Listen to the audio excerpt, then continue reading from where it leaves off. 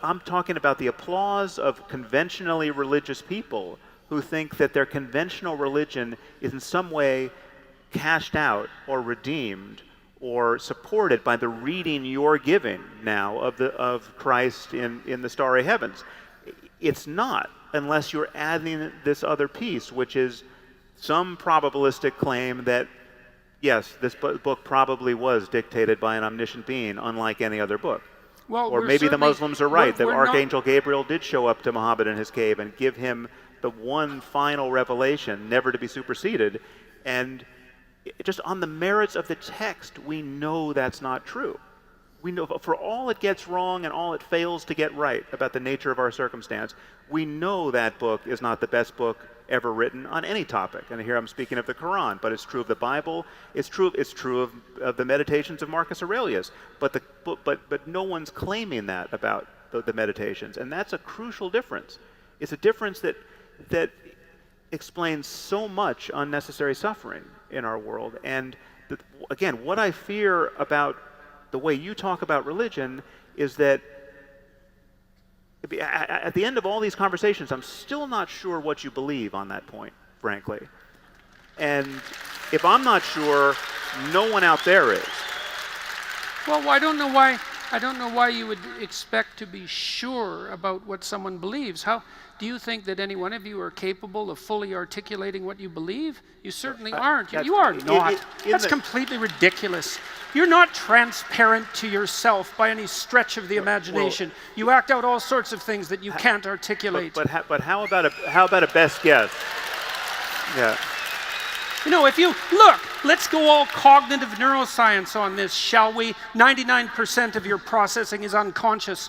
You're not capable of articulating yourselves. If you were, you'd be omniscient. Okay, so don't give me any nonsense about that. But that is a. I've never heard so many people applaud an evasion of a simple question. It was a good one, though. Yeah. It was a very... Okay, honestly, yes, everything you just said about not being fully transparent to yourself is true, and you are ruled by committee in there all the time, no doubt.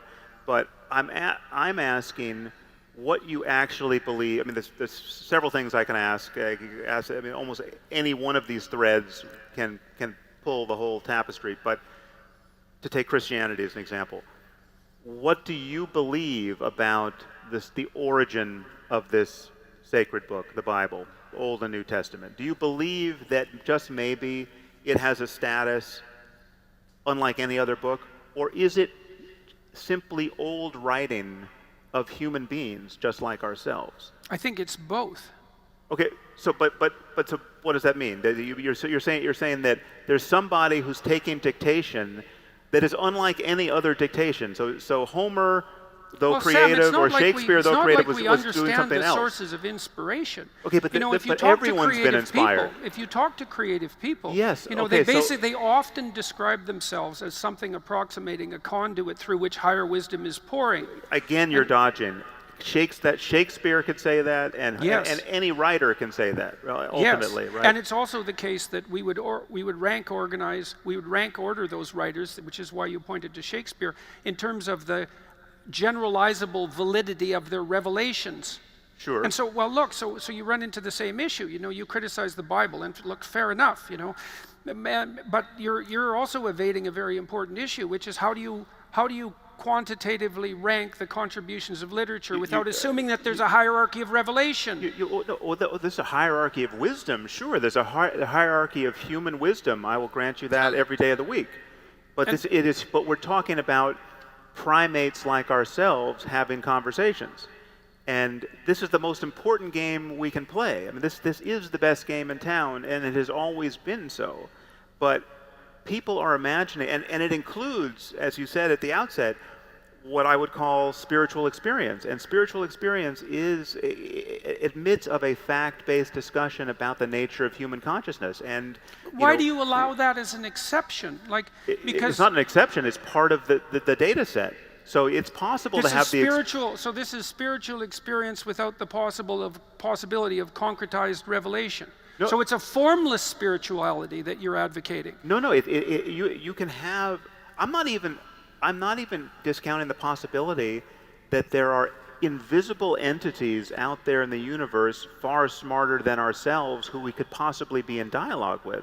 I mean, there are many strange ideas that we could defend to one or another degree. I mean, there are people walking around speculating that we might be living in a computer simulation, that all of this is being run on some hard drive of the future, or some alien supercomputer. Now, that you can actually, I mean, Nick Bostrom at Oxford gives a very cogent argument in defense of that thesis, right? Now, you can deal with that on its merits. I'm not saying the universe isn't stranger than we suppose or even can suppose, but one thing we know is that when you read the Bible, you can turn every page of that book and you will not find evidence of omniscience. You will not find anything in there that someone as smart as Shakespeare, or actually a little bit dumber, could have written. No, right? I don't think that's true, Sam. There are incredibly whatever else you might say about the biblical writings, there are incredibly potent narratives embedded within them. It's impossible to write something, virtually impossible to write something like Cain and Abel. It's a paragraph long, and it's absolutely you're saying the unforgettable. Shakespeare of 3,000 years ago couldn't have written Genesis?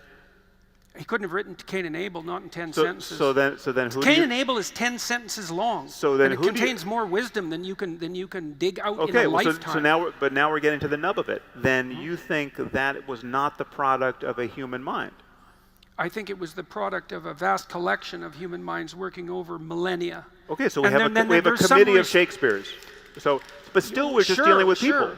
We've just got people. Well, but this concession, if indeed you're making it, and I'm still not sure, is the eradication of traditional Christianity. Look, if something is deeply wise, it's reflective of a deeper reality. Otherwise, it wouldn't be wise. I'm in love with deeper realities. So what's the deeper reality that something as wise as the story of Cain and Abel reflects? What's the reality? A landscape of mind that that either takes great training, great luck, or pharmacological bombardment of the human brain to explore.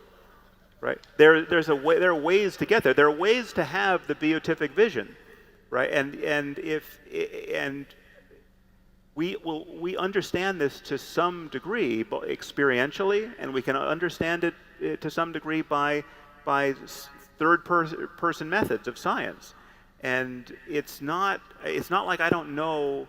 I mean, I've had many experiences that, if I had them in a religious context, would have counted for me as evidence of the truth of my religion, right? But because I was not brought up in a religious context, and because I spend a lot of time seeing the downside of that form of credulity, I have never been tempted to interpret these experiences that way.